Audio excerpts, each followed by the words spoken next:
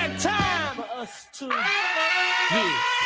Yeah. What you know about going out? Head west, red legs, TVs, all up in the headrest. Try and live it up. Rock, jewel, bigger truck. Beach all glittered up. Stickle kid, nigga, what? You ready, man? All right. Welcome, everyone. First time, like I said early on, we're going live tonight on 3 different platforms. So Facebook, on our Game Changers podcast page, on Insta, and YouTube as well. So we'll see how it all goes. Hopefully it turns out all right. But we got a special guest with us. Introduce yourself, brother. Willie Tonga,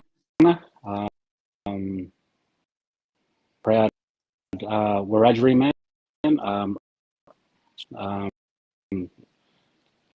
little country town. Just so I was born, brought up in Peak Hill, and when I was young a little bit, and then we moved from Peak Hill, and that's where Mum. After that, we moved to Sydney for 1 year. Lived in London. We moved up to Cherbourg, which is where I did my high school up there, and then yeah, that's where it all started with. Because everyone claims, everyone says you're from Cherbourg, then you got the mob from Peak Hill out there. So that's your mother's mob out that way, Peak Hill? Yeah, Townie. Yeah.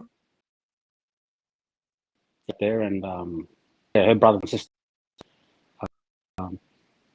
Moved up to Cherbourg, started playing footy up there, and that's where I got picked up, and I call Cherbourg home as. Yeah. So talk to us a little bit about your background as well, brother. I know obviously you were Wiradjuri there through your mum, but heritage on that side too, Talk to us a little bit about that and your connection to that as well, that side. Yeah, so Dad, in the early 80s, met Mum, and then Dad for a little bit. They moved to Canberra, and then and I was born out there, and moved off. But I'm a proud and Tongan man. I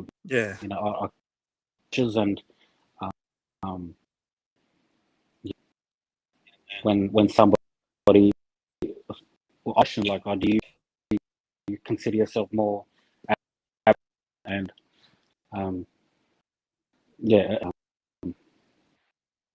that's kind of an insult. Like, I is one over the other. I'm proud. Proud of both, Strong. That's cultural background on both sides, brother. So tell us a little bit then about growing up, because I don't know a lot about you. Just watching you, I met you a couple of times, but like I said, a lot of people claim you Cherbourg, South Coast, you said Lapa, Peak Hill. So you obviously moved around a little bit. It talks a little bit about churches and that in Wikipedia and all that. Family being strong in the church and that too. But you tell us a little bit about how much you moved around and what sort of impact that had on you and the rest of the family, brother.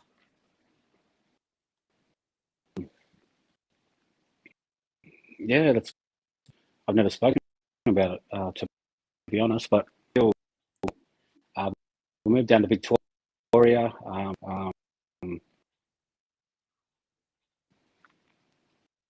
and lived in a couple of other little country towns for about 2 or 3 years.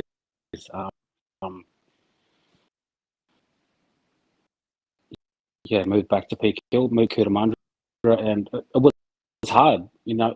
I think I've been to, like, put it all up. It was like 12 different schools. Settle down and make friends, and I'm pretty quiet, and so it was hard and stuff like that. But I think moving to Sherburne community just sort of embraced us, and when we did move to Cherbourg, I kind of thought that I wasn't sure more Tongans than Aboriginal, like, so it was as well. And then followed as well, like having the last name. I know that kids that would look at us and not Aboriginal, so as well. But trying to find your feet and get in was kind of hard, but all a journey and a learning experience. Was it hard for you, brother? I sort of think about it working in schools, and a lot of kids that are in out of home care, but they get shifted, all the time. They always feel that they don't want to get close to people because they feel like they got to get up and move again anyway, Was there a little bit of an element of that for you growing up, knowing how many times you moved in that? Yeah, well, we expected, like, I couldn't that I felt the same as what those, because we never knew what was sort of we were in Peak Hill. I remember we were in Peak Hill, and we been in year 2 or 3, and then mum and dad applied in Cootamundra, and then it was like all of a sudden, and the next minute we're in Cootamundra. Yeah. Happened to a new school and find and leave family. I think when we did move to Victoria, like, I think year 1, year 2, maybe. I thought trying to fit in with schools and stuff, like, you're just a kid. As we sort of got older and moved to Cootamundra, and then Cootamundra to La Perouse, like, that was a massive move as well. We'd never lived in, would come from the movement to La Perouse, and then I went to school in Matraville. That was my year 7 there, so that was a massive eye opener. Coming from little towns like Peak Hill and Cootamundra like that. What about did you meet Joe Williams down there when you were at Matraville? Because he was at Matraville. What about some of the brothers there that sort of took you in and looked after you and that as well? Or how long did you stay there for too, Will? I when I was at Cootamundra, he was in Wagga, and we both got picked at 12s, and we went to Newcastle. Losing a bit with the sound.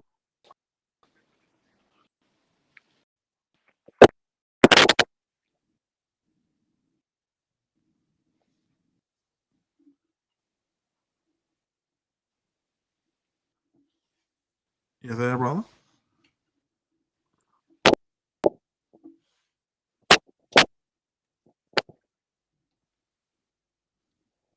You got me? Yeah. Have you got me? Yeah, got you now, yeah. So I Yeah, met sorry. Williams. Yeah.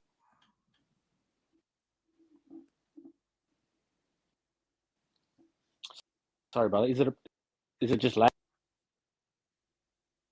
Yeah, a little bit, but that's all good. The lagging's all right because I can hear you, but once or twice it cut out. But yeah, so Matraville and the connection there. But how long did you stay there? And can you remember the brothers there that sort of looked after you as well? And yeah, did you meet Joe? You talked about Joe.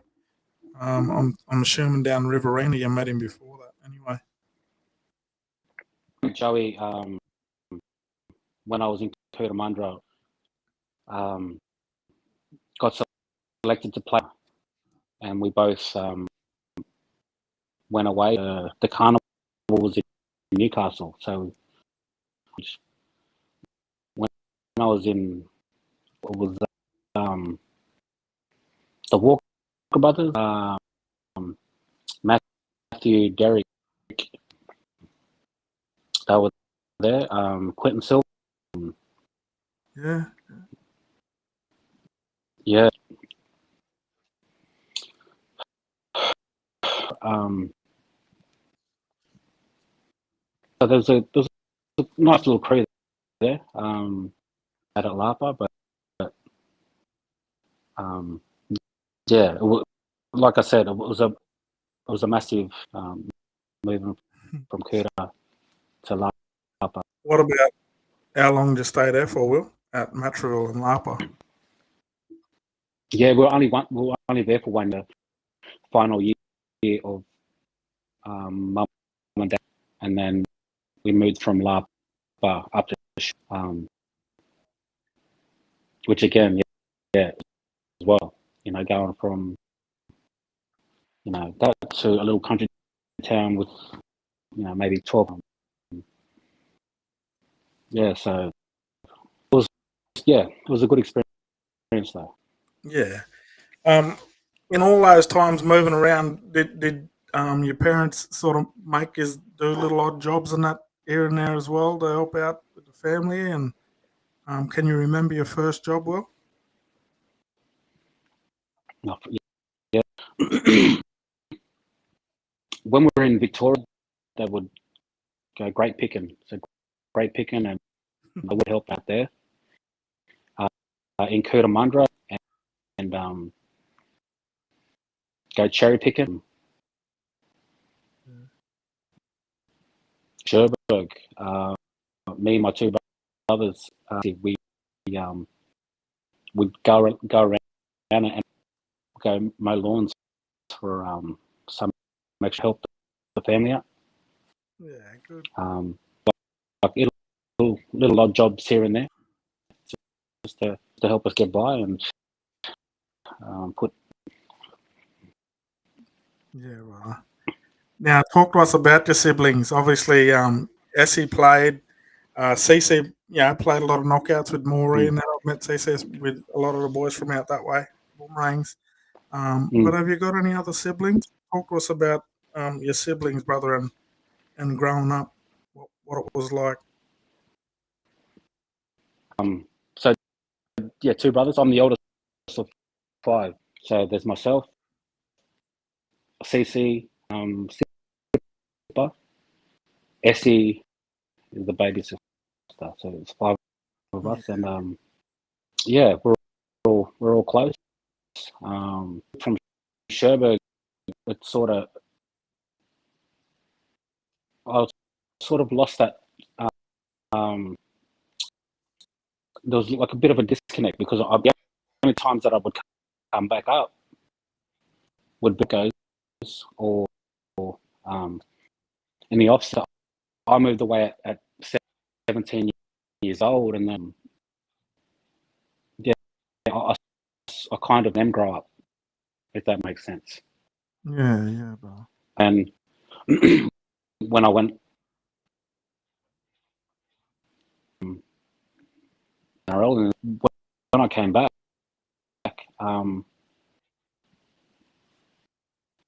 retired in 2017, 2018. When I was coming up to Newcastle, a couple of times, I wasn't sure what I was going to do. Yeah. I missed, I missed that, and I needed to get back to Brisbane and to be closer to mum and dad, and just to sort of reconnect. Yeah, like Brother. I mentioned, I've been up here for about 3.5 years now. Yeah, I'm glad that I made the move. And I was going to ask this sort of stuff later on, but I'll ask it now because it's a good connecting sort of question, brother. But a lot of people, a lot of naysayers who want to sit back and say, like, you get all the money, you deserve everything that sort of comes to you. They don't realize the sacrifices you fellas make too. You talk about moving away at 17 and you lose all that connection, and your siblings are all growing up together, growing up on country, and they got that connection with all the family, and they grown up around all that. You would have to sacrifice at a young age, brother, and you still sort of you yearn for that, later in life as well. You do, brother, and I didn't realise that I was missing it until I retired, because being in that rugby league bubble, go, it's just non-stop. So your mind's just thinking rugby league. You eat, sleep, breathe. Well, I did anyway. Yeah. And so I through,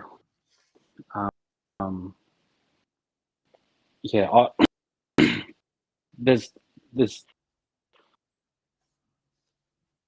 to made sure that I got caught world, and you look at it and go, you should be happy, like getting paid for footy around, but it's more than that. It's a lot harder than what people sort of see from the outside. Yeah, definitely. So I didn't realise that my family and that connection until I returned, when everything sort of slowed down, and I realised I wasn't going to play anymore, and my body just couldn't do it. And I started reflecting the times that I did miss, like not being, Christmas, all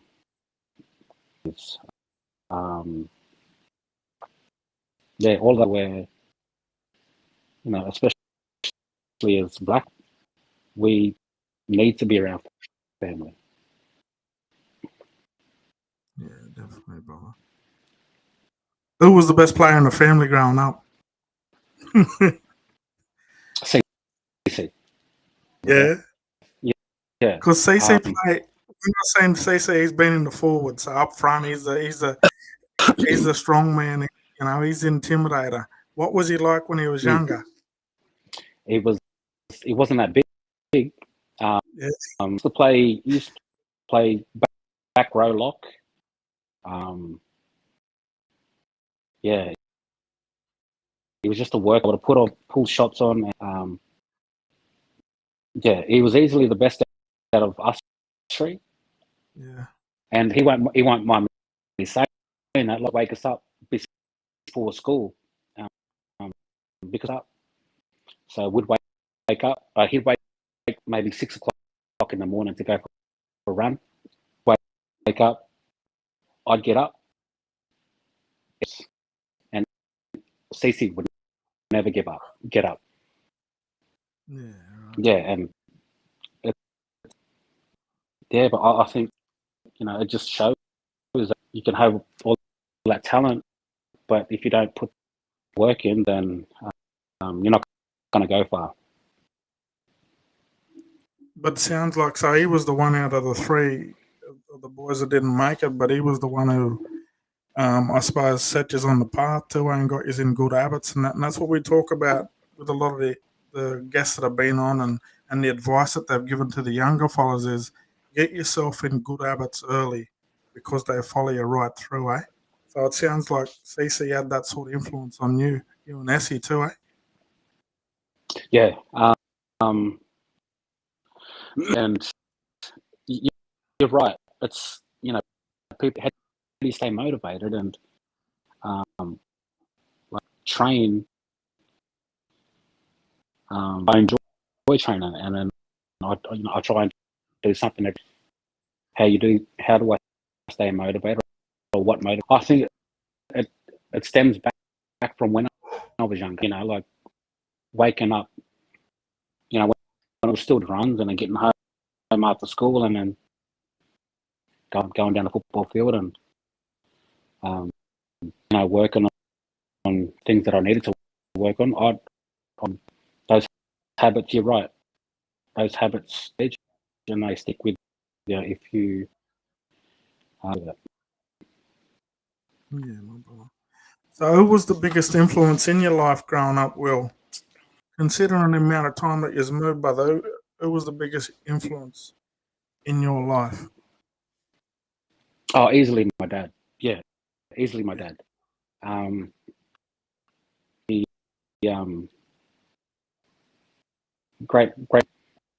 He was a hard man. He was a very, very hard man, but yeah, I think he did that because he was brought up in Tonga. Like a couple of months ago, how hard he had to do it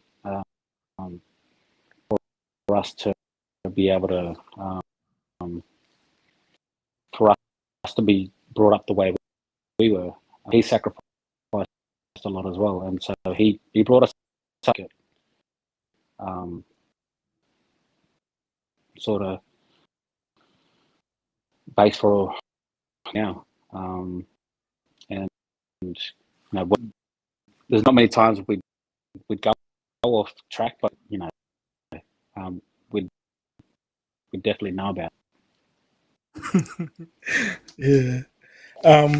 During your club, Will, what did you play a lot of footy down at Victoria and that too? Were you old enough? Like, what do you remember about your junior footy days?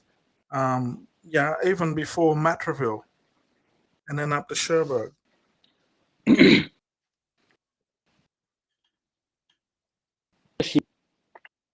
Was in Cootamundra when I was 12, Mm. because there was no um, and no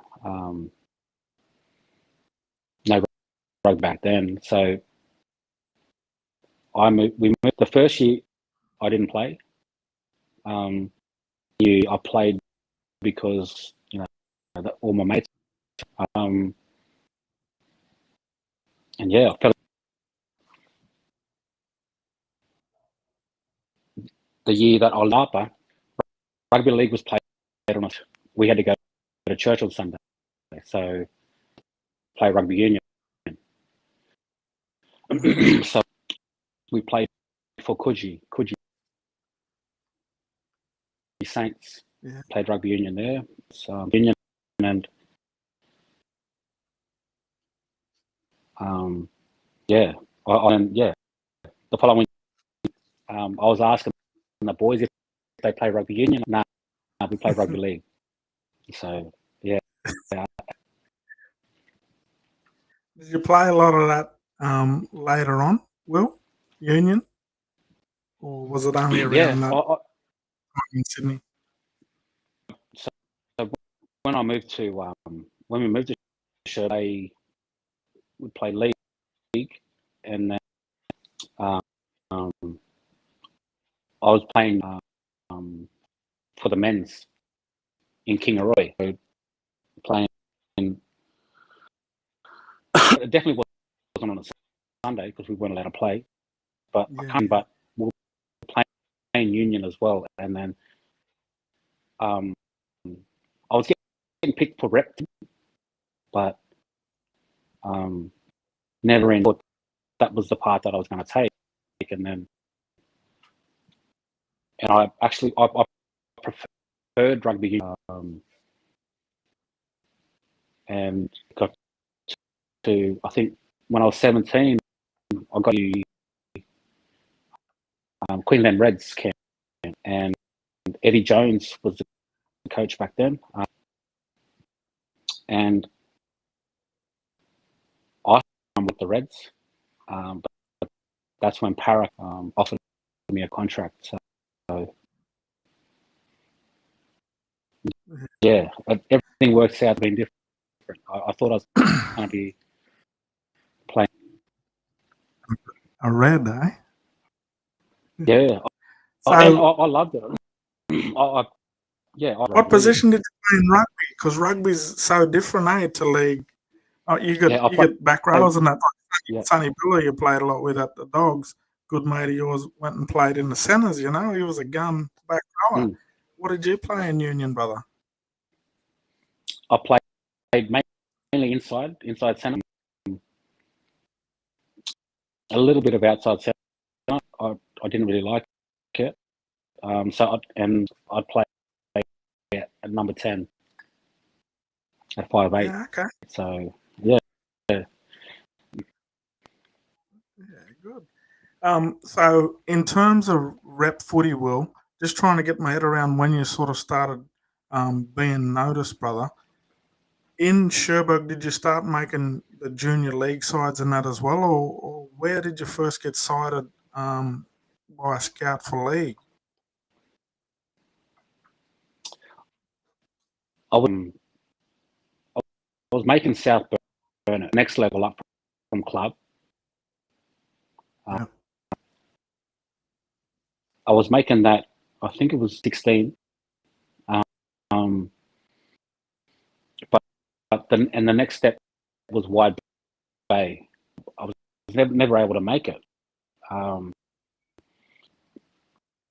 was later told that why I didn't get chosen was because they had to play on Sundays. So when you play club foot carnivals, it's over a Saturday, Sunday, most of the time, and we play. So told me that that's the reason why. But yeah, I think that was one reason. I was playing prop when I was in Sherbrooke because I was one of the biggest. Yeah. You know how you said you played 10 in rugby. Did you like playing 6 in league as well? Because like for a lot of people that don't know, Will was a gun centre, good feet, good centre, stand your man up, strong, good ball runner, good ball player too, brother. Creative centre. So, did you play a lot of 6 as a junior? Never. Yeah, okay. Never. I played front row, second row, sometimes lock, just because I was in Sherbrooke, and then when the rep teams picked in back row. Yeah, okay. And it was the same when I got at SG ball level, on off the bench. That whole 10-week season, and so I came off the bench. I'm off the bench every game playing prop, and then go up to flag from SG ball. Got selected because I never started a game, but I flag as well. Played in the back row, and there was an injury. Chad Halliday. I don't remember. I don't know if he was a centre back for Parra. Yeah. Playing. He got injured, and then someone came up to me and goes, "What's your preferred position?" And I said centre. And I said centre because Steve Renouf was my favourite player. Yeah.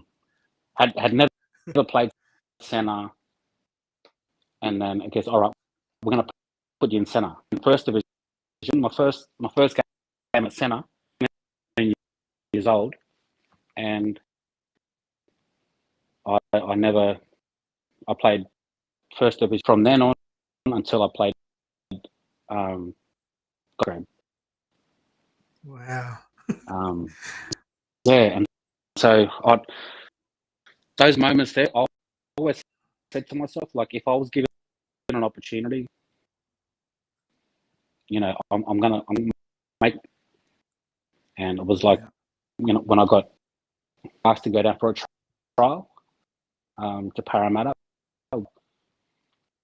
they selected the team, but they approached me after it and said, "Would you find your own accommodation?" Like, this is my opportunity. So I said,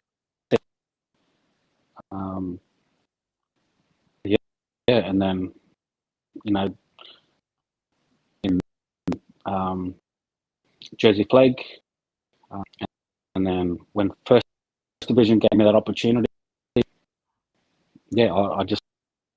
I made sure that I made the most of it. Yeah, right.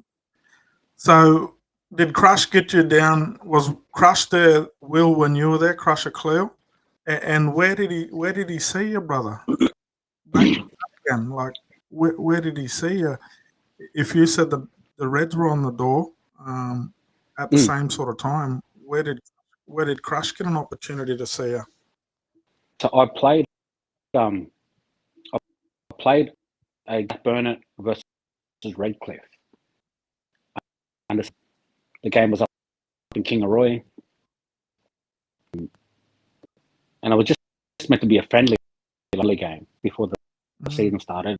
And Redcliffe played them, and then after the game, that was in there watching the game. Would you like to go down to Para for a try? And then, okay. And then, went down. That game, South Burnett versus, and I went down one to play in those, and that's where they signed me. Yeah, right. What about give a plug to a couple of players from up your area that you came through with that might have went on, might not have went on, but who were the players on everyone's lips sort of growing up around your area up that way, brother?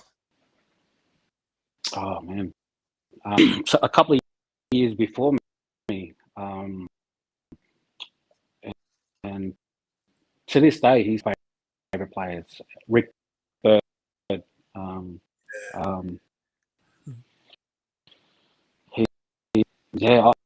don't know, just some of the things that he done on the field, I've never seen anybody else do it. And his brother, Bev, he says, and same old story. They should have made it, but happened. And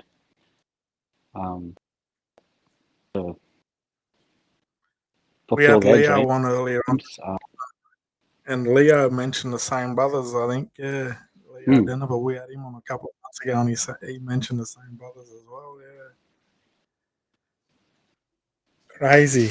Yeah, it was. What about, yeah, sorry, brother. I'll let you finish off there. No.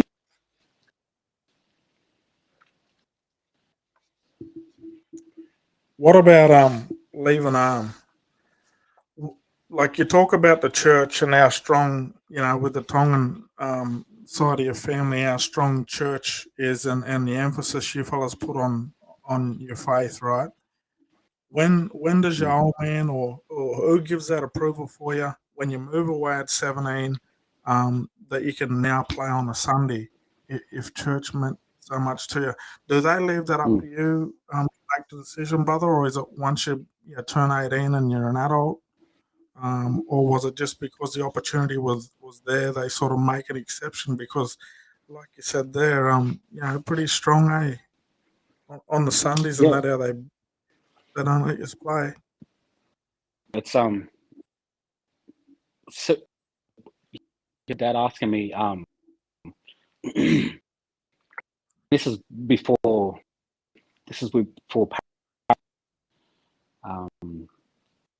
came onto the. I remember Dad asking me like, if signs you, if someone's interested in you in western suburbs, so I was western suburbs back then. Suburbs ask you, would you move down to Sydney? Ask you, and I said to him, I said, whoever's first, whoever approaches me first. I mean, he supported me in my decision no matter what, because of how much it meant to me. He knew how hard I trained for it. You know, waking up at 5 o'clock and you know, that's 15. Not that I know of. You know, because I felt that I wasn't as skillful as the fellas back in Sean. You know, I wasn't as quick as them, so train harder. To try and be on their level. And no matter my skills, like what they had was so my thing was to try and to get there. My mindset was like, okay, if I'm training that no other 15, 16-year-olds doing that I was going to have the edge on them. So how much I wanted it and how hard I used to work. So he supported me. It was hard for them to see me go at 17 because we're so family. But it me along the way. Early years, 17, moving away from home first time, on your own by the sounds of it, you had to get your own accommodation. Definitely going to be homesick at that sort of age. Who's your strength, brother, to keep you down there? Who's the people keeping you down there? Obviously your parents, but who are the people down there supporting you that you're surrounded with as well? Because I'd imagine it'd be quite easy for you to go home, but then on the other end, you're talking as well, like how much you wanted it and the will and the drive, and commitment you had too. So talk about the connection. I remember after 2 weeks of movement, to go back to Sherbrooke because I was on the phone to mum and dad because I just missed home. I missed my family, and then after 2, I'm done. I'm coming back, and then came down to, and I was living in Mount Druitt just with. So I stayed there for a month, and then it reminded me like why I was doing that. Like that's NRL was the goal. But like having to move away from home. So her coming down for that month, help, and she was just reminding me along the way, and then falling back to Dad and getting advice. He was very supportive of me, so yeah, he's ready to go home. Mum came down, stayed.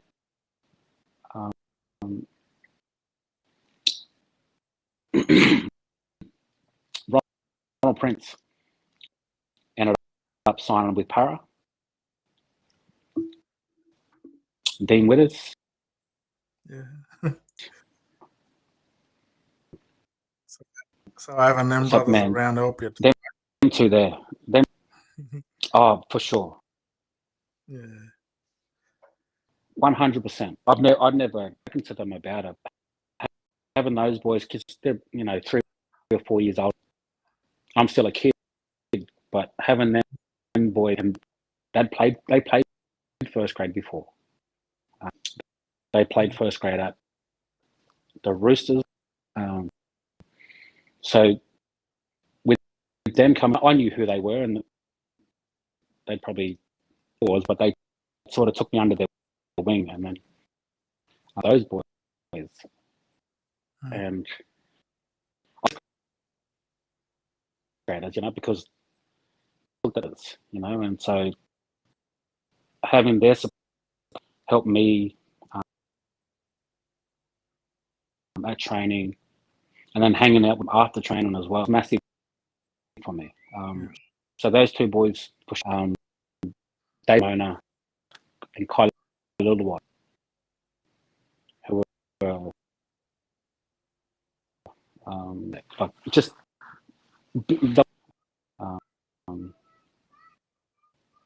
journey when I was younger.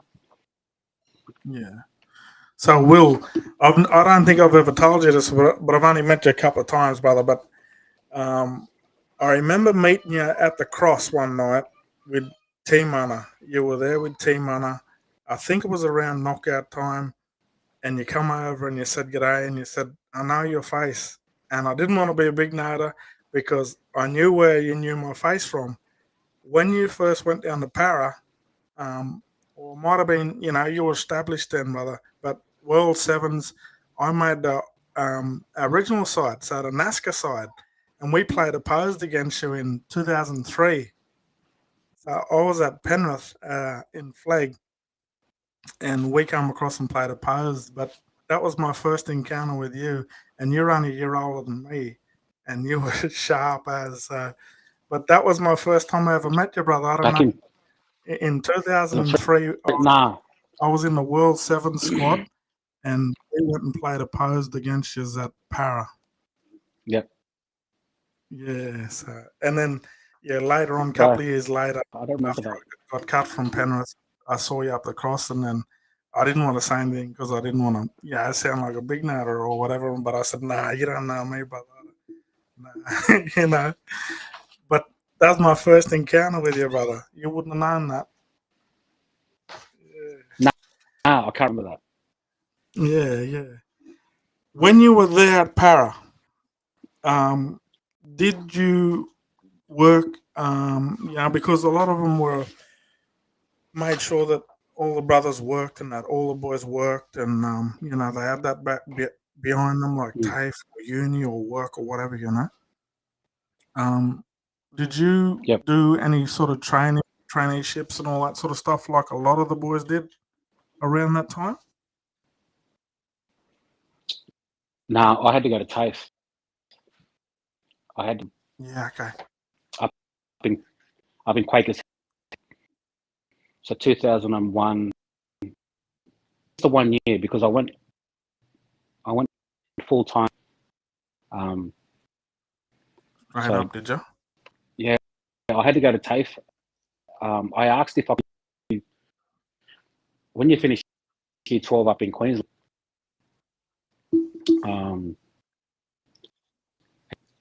I went to move till 17, and then I asked if I could repeat. Yeah. Okay. I went to was right next door to and a few of the boys from Para, Paleti Mateo, a few of the young boys. So they said no. League, what I think well.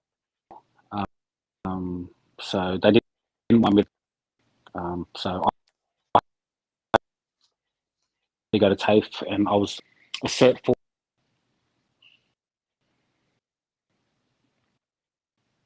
in youth work.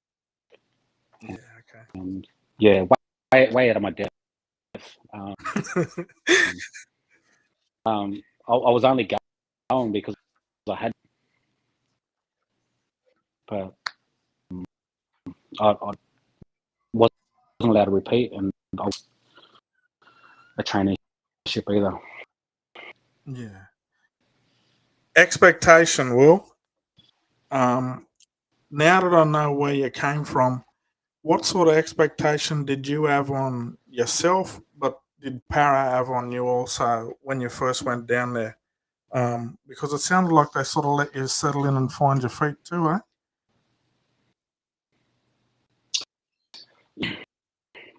I think they were surprised as well with how. I don't mean to, know.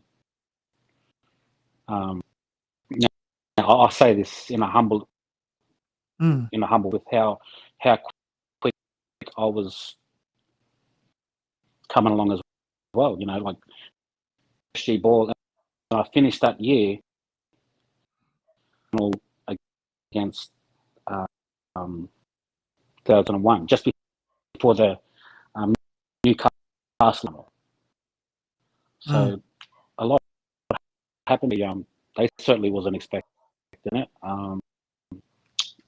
but I felt that from myself what it was from anybody else. And like I mentioned before, I knew that if I just opportunity, that's all it would take. Yeah. And I say that because I was in my ability, my work ethic as well. Yeah. So you talked about getting your Yeah. break, Will. You talked about getting your break earlier, at 19, eh? Is that right? 18. Yeah. 18, yeah. So you had a couple of years in the top grade. I think you played 8 games from memory, reading earlier, at Para across a couple of seasons in the top grade there. What made you go, or who enticed you to go to Bulldogs? Because Bulldogs were on the cusp of something as well. Had a lot of boom youngsters. Sonny was on the rise. Rennie was there. Azatazi, I think, was there as well when you got there. But who enticed you, or what enticed you to go there?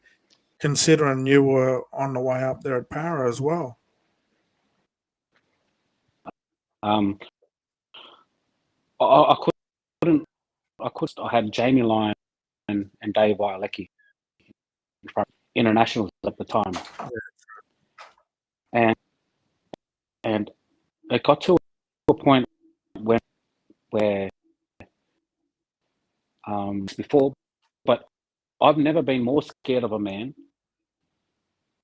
than Brian Smith, who was the head coach at Para. And so, Tell us about him, Will.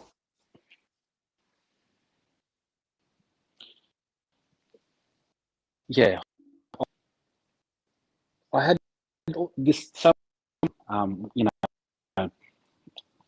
When I was young, I've learned to let that go. Sure why he was so hard on me, but there's like trying to break me, as a 17. That wasn't going to happen. And so there was so much. It got to a point where I hated training with first grade. So much pressure, from Brian Smith. When I'd go back to Red, and I was just a lot more happier. Like I didn't want to play first grade anymore. And when I was like I terrible.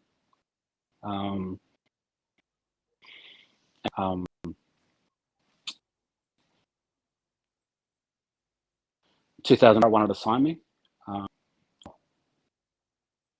and then I went into a meeting with one of the managers at Para at the time, and he said to me, "Well, all the clubs that were interested," and then he says that those clubs had, and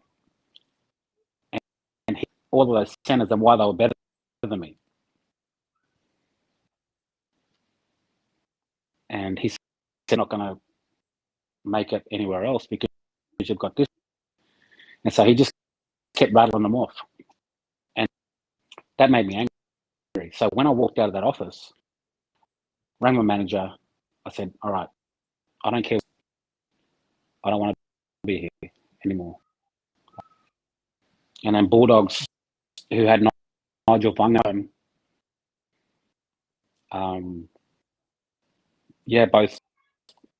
they both left to Cronulla. Willie Tonga went to Wigan and at the Bulldogs. Yeah. Best move you ever made, Will? Looking back? Yeah, for sure. All I wanted to do was just play first grade and be happy doing it. I wasn't happy playing first grade at Parrot that I felt from Brian Smith and from the other coach. You don't want to play first grade and you're happy to play reserve grade. Who was the coach at the time? Like, you know, so I was. If your goal is to play in first grade, then something's got to change. Yeah, Bulldogs gave me that opportunity. It was like a breath of fresh air going there. They were on the verge of doing 2002. They got the points. 2003, they lost to the Roosters.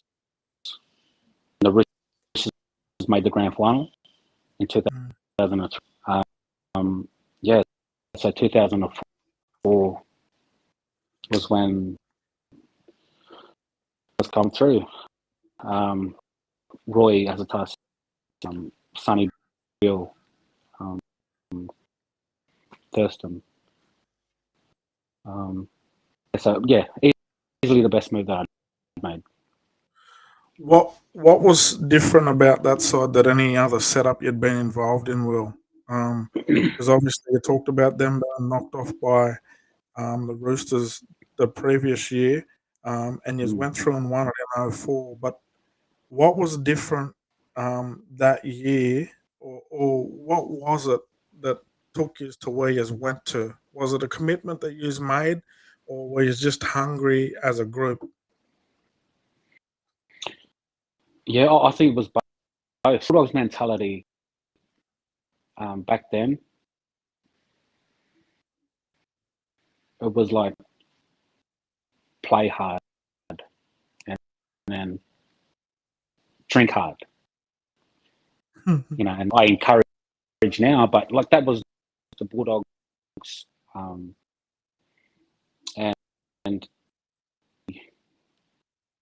we went to Coffs Harbour. We had a trial match there. An incident happened in Coffs, but I remember after that game, Mark O'Mealy pulled me aside. Really, this is the first time I had a problem with him. He said, "We'll win the comp this year." I looked at him. I'm like, "What are you talking about?" You know, like, you know, I was old. He goes, "We're going to win a comp this year," and I'm like, "I just want to play first grade, like in first grade," but very quickly that was the mindset of a first grader. Each season is like grand final, and it starts the first day of training in November. So, and then when he told me that that we're going to win it, that's when things changed. When I think there was a shift in things and the way I approached training.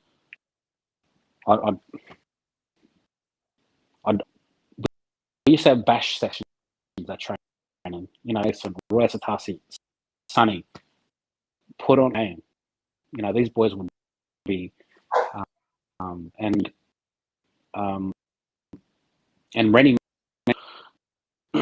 on one of the posts. That's how we got ready. Like sometimes, a lot of the time, and that was the Bulldogs mentality.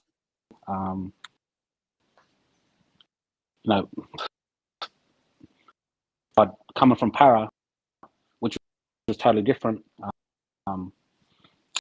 adapted to that, and yeah, we were successful that year.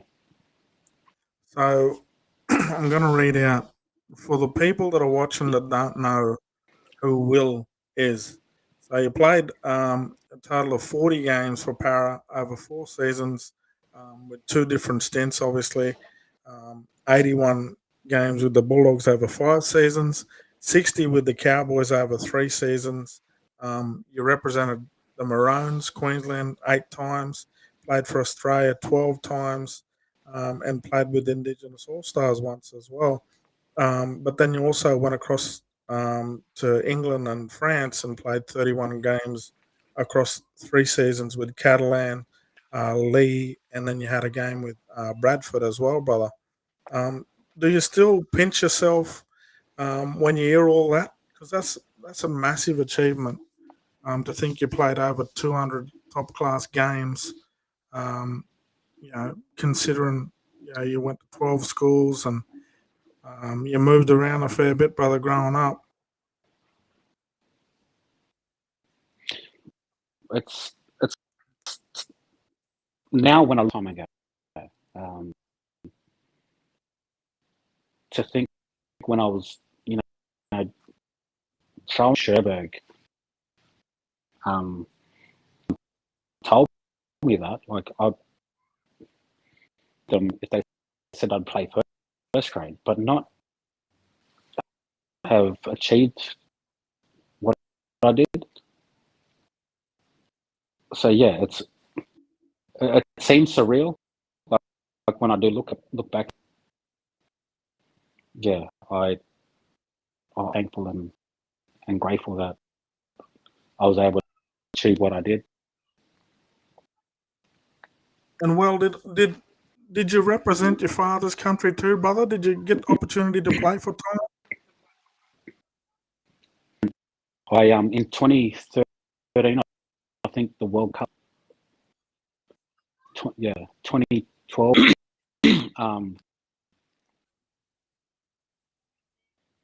I was to represent Tonga, but I ended up having back surgery that year.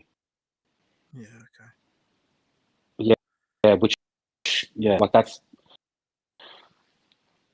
if I would have met to Dad, like that's probably one of the biggest things that I wouldn't say regret because I had no control of the things that I really I had done. Representing Australia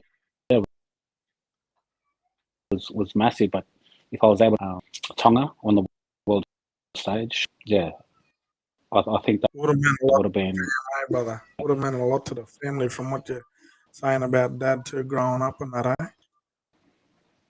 yeah, for sure. But my biggest supporter throughout the whole throughout. I think if there was one person, like I threw out, but he's probably the one person that stuck by me, and then that I could do it, even though there were times where. So, yeah, that's something that I wish that I would have achieved. Yeah. Before I move on and I sort of start to wrap up because I'm conscious of time too, brother. I appreciate your time you're given. But we talked about the 3 older boys, like you fellas, US and CC. What about the 2 younger ones, brother? Mm-hmm. What do they do in life? And do they play sport? Have they played sport? Give us a little bit of background on who they are and what sort of makes them tick too, eh? Yeah, no, the girls, they didn't get into sport. I think Lena, the youngest one, played sorry, she played rugby league a couple of years ago. So the older one, Sipper,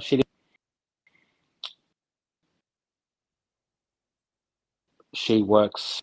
She's now. She works. Lena, the youngest one, she played a little bit growing up, I think, and then rugby league, Harry Carnivals as well. Yeah, okay. Yeah, they're both, two different people. Yeah, they've been very as well. Yeah. And I'm blessed them as my sisters as well. Yeah, deadly. Now, how for the viewers, for the young ones, how do you manage to stay on top for as long as you did, Will? Like, what did it take? Obviously, we talk about sacrifices, but what are some of the things that you needed to do consistently to stay at the top and stay in peak shape, brother? Physically, but also mentally.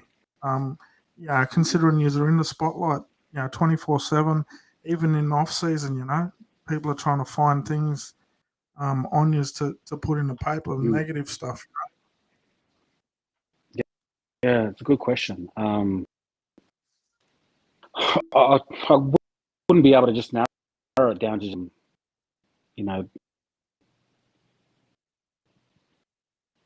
yeah, it's stay up there was, especially with me mentally, having strong people around me, like my family, mum, dad, my brother and sisters, they've been my rock, and there's been a lot of time. Yeah, I've been in like a lot of, through injuries and not where my career is going to go, and injuries, back surgery, which like puts you into, but definitely having the right around me sort of pulled me through that, and I think the belief that I have in myself, knowing that I could achieve. I made my debut for Queensland and Australia in 04 years in a row. After that, 05, I had season-ending injuries. I thought I'd never make it again, but then, yeah, I had, strong, but then I had that belief in myself as well that, so, yeah, it was, I can't put it on just one thing. I felt like I was just rambling on. No, you're right, brother. Some talk to us about some of your best years. Obviously, that '04 season, you win the comp. That's the same year you played Origin for the first time too, eh? Or was it '05? But No, talk to us I about played Origin your best years. Talk to us about some of the best footy that you ever played, and I guess how did you? What are some of the things that you put it down to? Like, what sort of mindset were you in? Yeah, you talked about having good people around you. How are you? How do you sort of define those years where you're playing your better footy, brother? Yeah, 2004 that year, and that's where I Queensland and Australia. I after that I had season ending knee injury. Feel I ever got back to that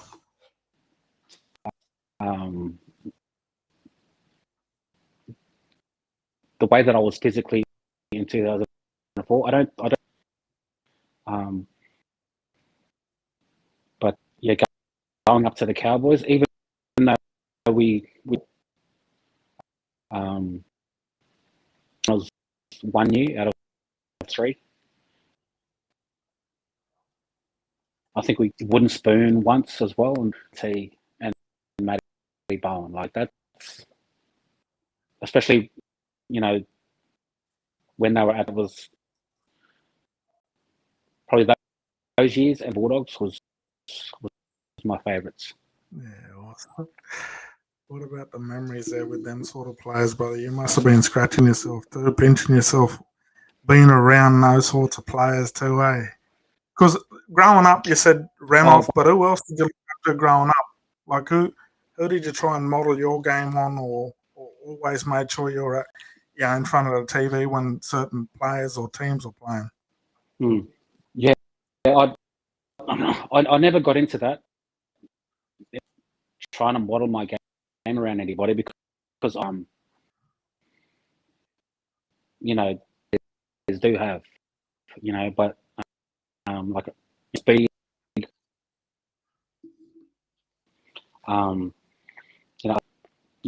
know, Nate Blacklock, Anthony Mundine, you know, when he was, you know, I love it, you know, on a Friday night or a Sunday, Lockyer. So yeah, I tried to model my game around anybody else because I didn't have what they had. So I just had, yeah, I guess those fellas there, but I just Nate Blacklock, those fellas, you know,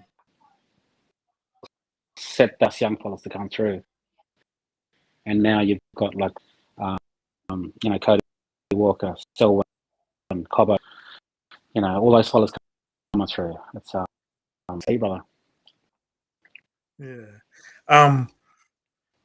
Overseas, quick little yarn about that as well. What was that experience like for you, brother? Was that refreshing for you, or you know, like, did you make the decision because you felt like you couldn't play at the level you wanted to play at, or was it just, you know, to experience it? I made the decision to go to first, Catalan Dragons in France. Offered me a 2-year deal.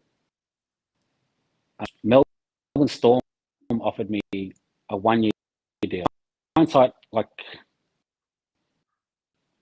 I should have backed myself and gone to Melbourne. Like, that would have been an opportunity to go to Melbourne and experience, you know, the footy being coached under. Just say that you know, like, not many people, and to be playing rugby league over there, I would have hoped. 2 hours away from Barcelona. Yeah, can be dangerous, brother. Can be dangerous. Yeah, we had some players in that team as well.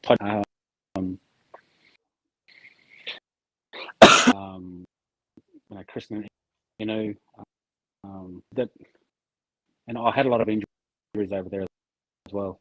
Yeah. Again, I think I mentioned it before. Live overseas and play a league over there, I wouldn't have believed them. Yeah. Yeah, unbelievable opportunity and amazing. Will, what's some of the best advice you've received, and who was it from?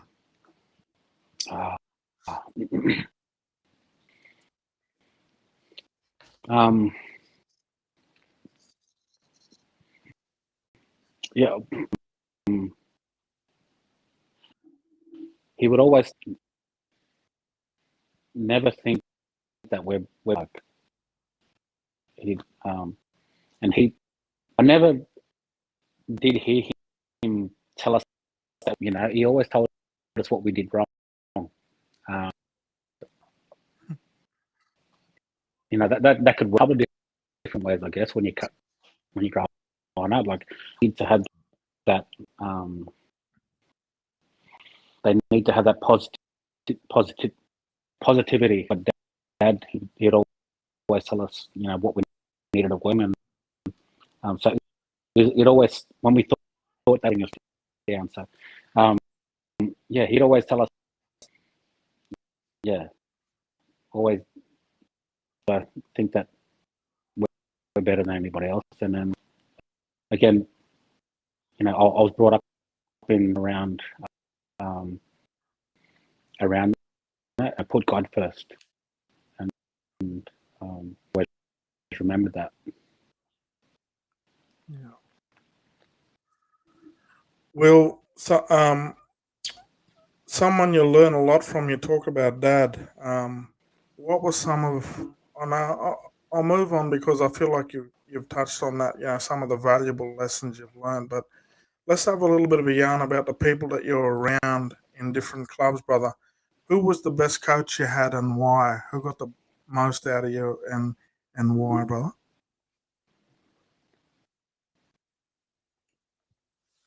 I think, yeah, I'd say, just, do what we wanted. If we were confident in what we did, and if we backed ourselves, then he'd be supportive of that. Yeah. He wasn't the best coach. Once, I don't know. He was out. Bulldogs era, you just train hard, and it's going to get you the results. And so he just sort of let us do what we within reason. Where I felt there was other to overcoach, who were way better with your X's and O's and knew the game more. Yeah, they just tried to, So to your answer, yeah, I'd probably. Yeah. A couple of one-worders if you want, Will. Best teammate you played with and why? Maybe someone that was a good leader, someone that was good for the group, someone who was bubbly, good for the group, someone that was good to be around, and then maybe someone that you wanted to go into the trenches with all the time. You wanted this fellow to be next year. So leader, bubbly fella, good for the group, and one fella that you knew would die for you. One person that can, or one for each. Yeah, one for each. Leader, good for the group, go in the trenches with any day.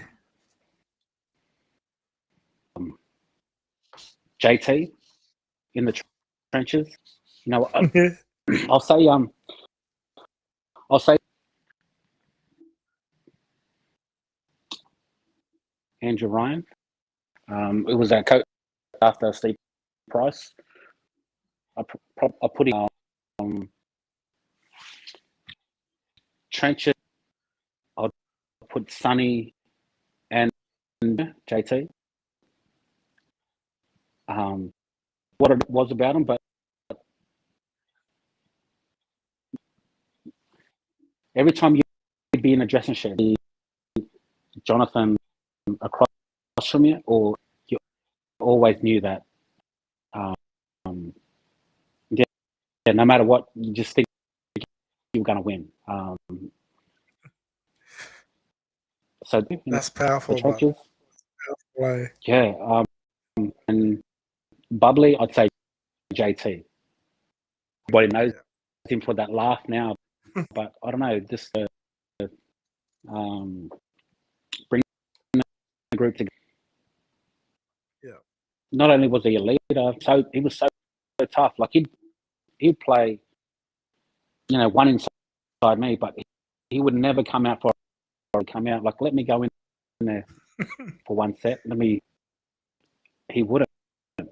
He'd go, no, I've got it. So when people ask me like, oh, who's the toughest? I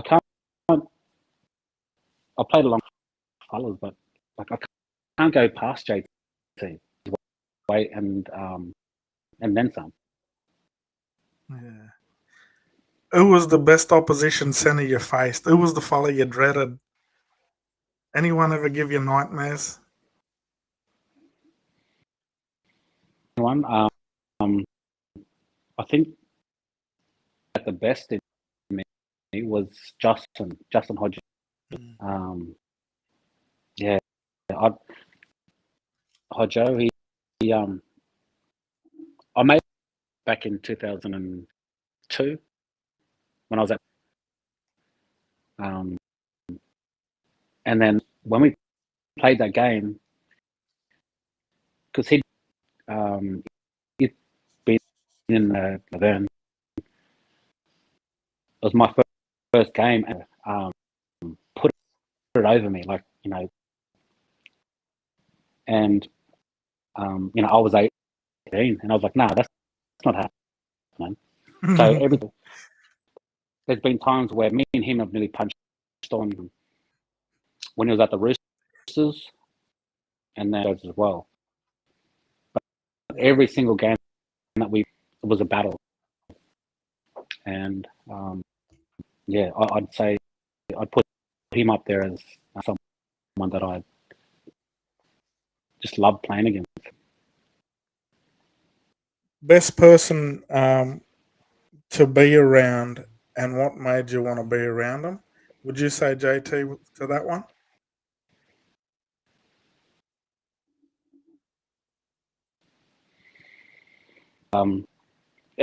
Again, I'll be going.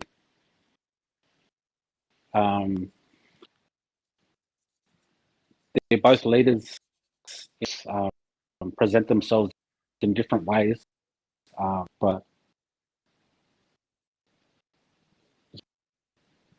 I don't know. Being around Sonny, you want to be a better person as well. Yeah. And so seeing the growth that he's made now, I it's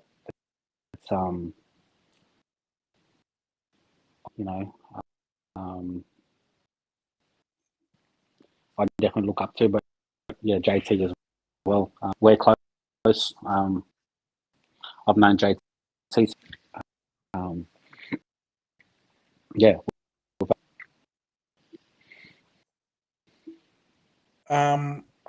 Hobbies. I haven't really talked about hobbies. Do you get out and play a bit of golf or anything, Will? But what are your hobbies, or what were they away from footy? What kept you sort of sane when you had your days off? What did you get up to? I don't have many hobbies, to be honest, but I used to go to, I'd play basketball, so much, when you're in season playing, but never got into golf. I just kept getting to play. I hit a bad shot. Back in the day, I'm good now, but I used to have broken clubs. Sort of competitive spirit. What about that? Because you spent all that time in the church, Will. Are you good with? Yeah, you got a good voice from singing all them songs, and are you good with the guitar and that? Or I think CC is good with the guitar from memory. Yeah, CC can sing. SC can sing a little bit because we're brought up in a church. But when we're in church, so that was sort of my thing. And we'd sing as a family, like we'd have to get up and as a family, but that's as far as I go. I could hold a note, but I wouldn't say that I'm a good singer. What's your go-to if you're going to pub for a karaoke? You get up? I've been up once. It was Jackson 5. Jackson 5, yeah. It was a Jackson 5, yeah. I got up, I think it was with Kylie Lewis and Dave Solomon. And and I think it was I want you five. Yeah, okay. Um, best advice you can give to the young ones wanting to make it? Well, all these young fellas coming through, Oh, boys and girls.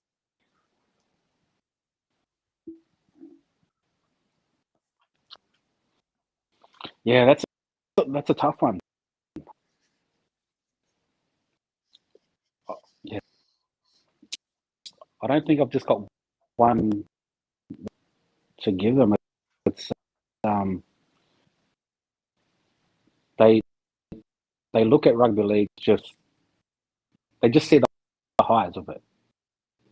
They see, playing on a Sunday afternoon, um, and these players now are getting to be playing,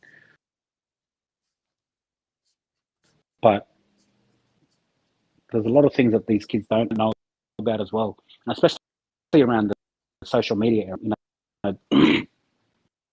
Some of these I've seen. I don't read social media, but some of the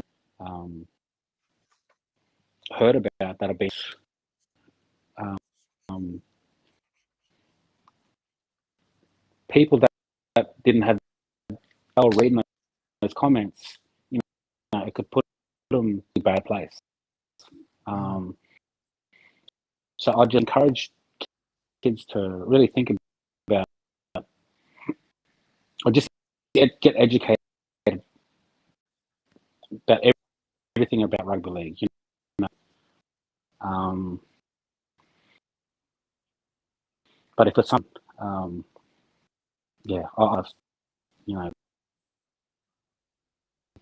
working hard, and then surround yourself.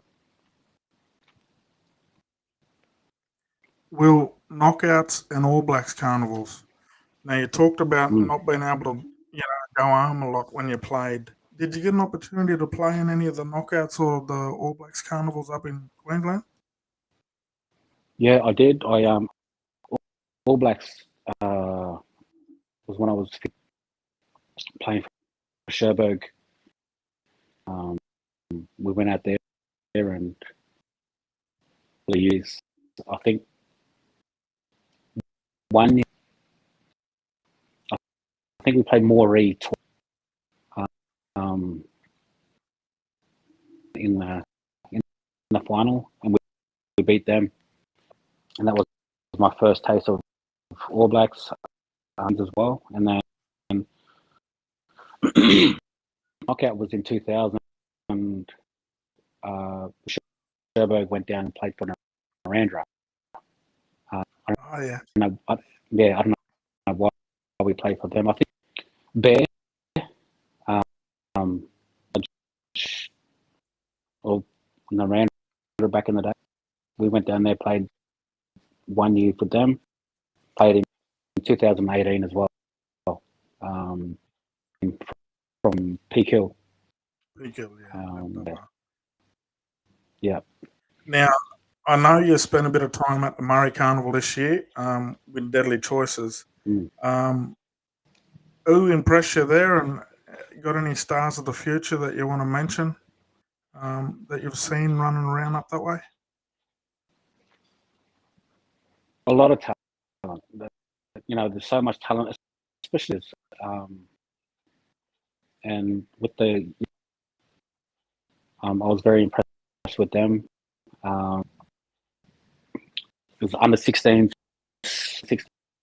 I forget the kid's name, but 5. He's only 16, 6'5", and Storm at the moment. He's got I think he's going to be someone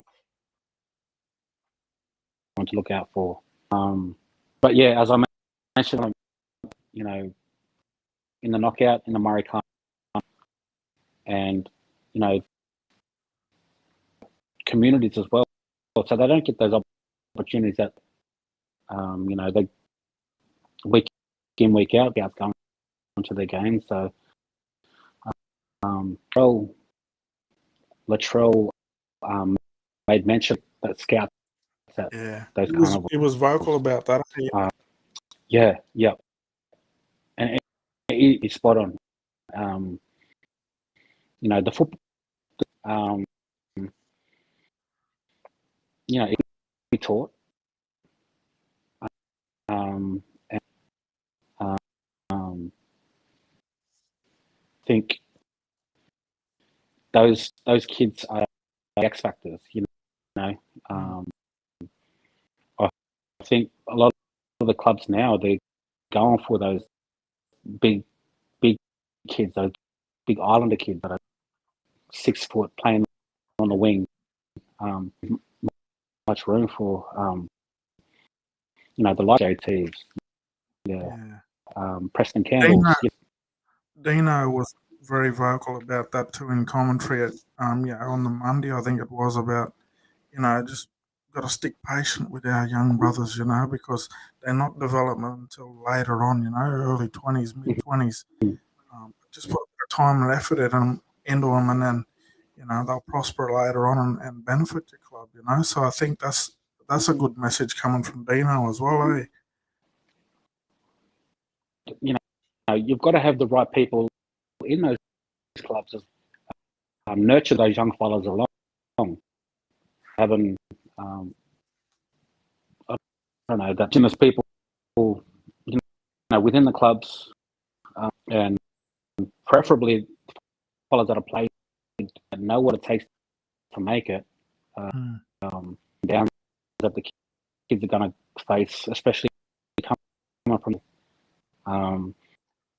I think, somebody in place where these young fellas can go to for advice as well, because a shy young from Burke or Moree, they're not going to go up to ask for advice. But if they see someone they can relate to, 100% they're going to go to them. Yeah. And I think clubs are getting it right. There's still a long way to go. Yeah, we talked to a young fella on it the other night, Royston Lightning's young fella who went really good down here with Walgett, young Brenton Byra, play with Mackay up there. So he was just letting us know the other night that he's about to go down to Redcliffe and start a pre-season as well with the NRL squad. So, they're the sort of stories that can come out of here if people take the time to go and have a look, eh? And he's a young fella who's about 20. He got picked up from a knockout. Yeah.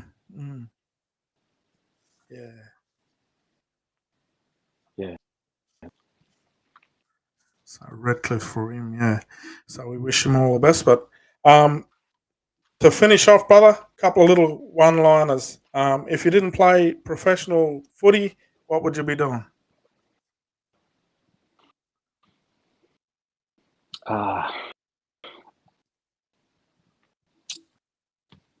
Probably in the army. Best experience you ever had?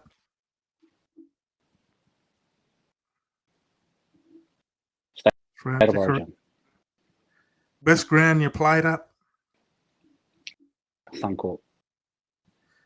Biggest difference in the game today compared to when you were coming through?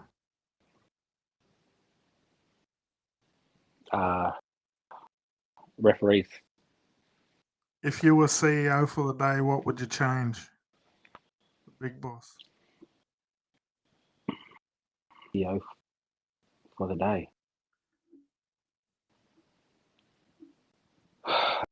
I don't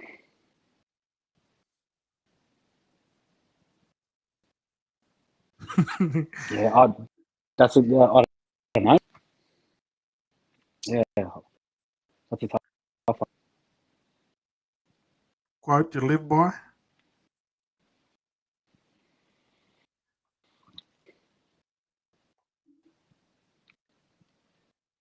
No, there's not one particular quote that sort of defines me. If you could give your 18-year-old self a bit of advice, Will, what would it be? Mm.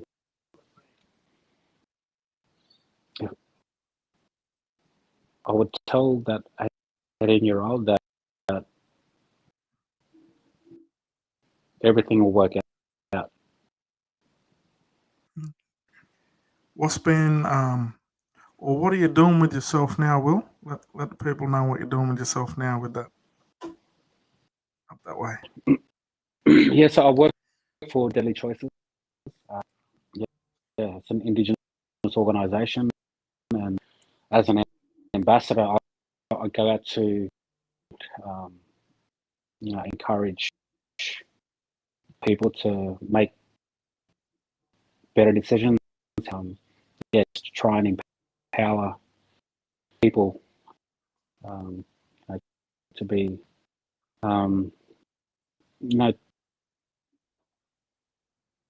make healthy, to live the best.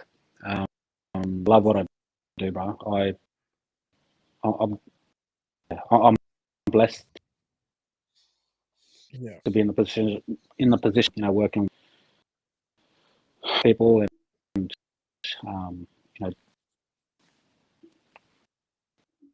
trying to make a difference.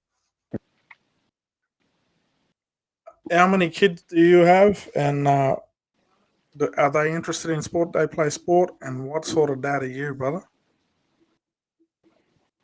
Say that again, bro. Have you got any kids, and what are their sort of interests? And what sort of dad are you Nah, around supporting that interest? nah, brother. I don't have any kids yet. Yeah, still a work in progress. What advice would you give young fellas facing challenges in their life? And I'm sure you've done a lot of this, Will, in the work that you do now. But even in your role throughout your life, being a role model yourself, a lot of people looking up to you. For you to give magic answers to a lot of kids. But what advice would you give, or have you given young fellas that are facing challenges? Again, good question. Just I try and tell young fellas is to surround themselves with good people, like from wrong, and it's get led down that track of it. That I've heard that they wish that they could turn back the message on, but it's if you notice the difference when you're around people and positive people as well. So young fellas these days are what really we've all been trying lead us off the wrong. To surround yourself with good people and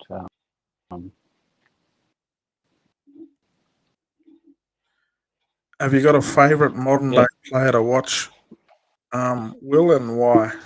Is there a favorite modern day player for you, brother?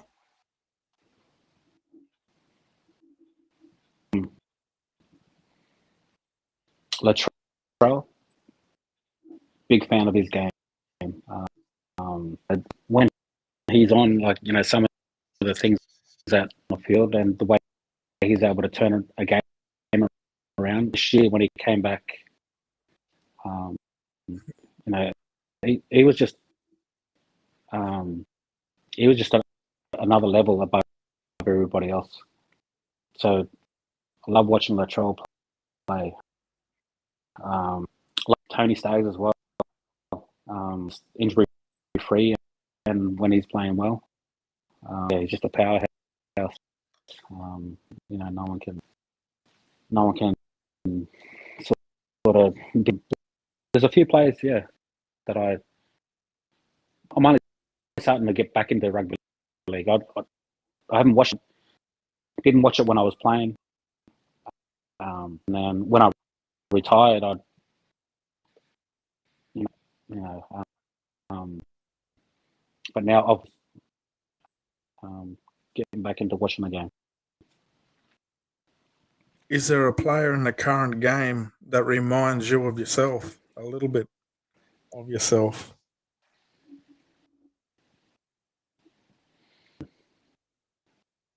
No, I can't think of it.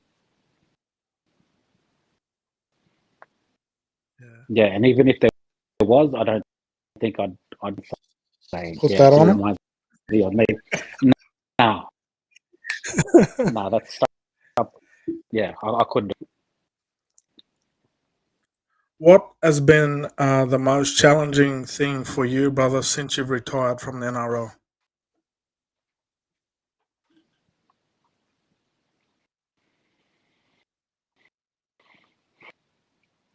Yeah, it's all. To be honest, I had no skills, and I've I'd had to turn a computer on, and I reached out to Georgie Rose when I retired at the time, um, and I'm asking for some advice, and we had a good and yeah, one day he goes, "I along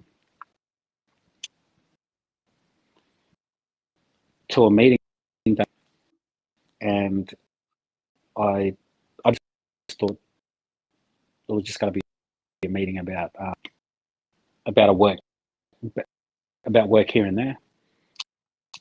Went along to that meeting, and, and yeah, I was offered a job, from Casey Ralph, and so space where there was a computer and other people, like, very overwhelming and daunting at the same time. Didn't know how to um, so that was a massive trying to fit in, and routine as well was Mm. probably one of the hardest things. Where to be, um, what to eat, how to train. That was um, I did miss the camaraderie that the game brings, and so I felt I was lost for a little bit, trying to find out who I am without rugby league, Yeah. and yeah, that was like a. I still have my days where I struggle, but I'm in a better place now that um, doing the work that I do, um, doing something again, being in a routine. Um, but that routine is making sure that I go to the gym, um, yeah, stay on top. Yeah, my brother. And to finish with, what's your highlight uh, throughout your whole career? You talked about Origin earlier, but is there a highlight or a couple of highlights for you? Um, yeah, that sort of stand above the rest throughout that wonderful career you had, brother. Um,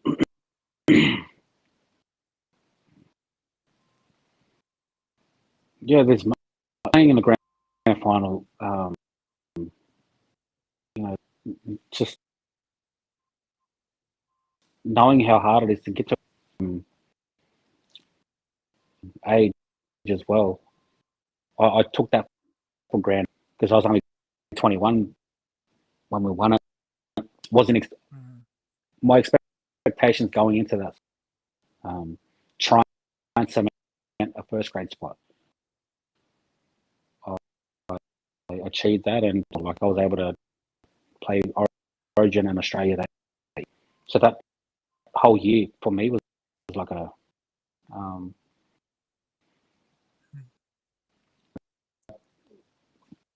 probably grand final, playing first game of State of Origin at Suncorp.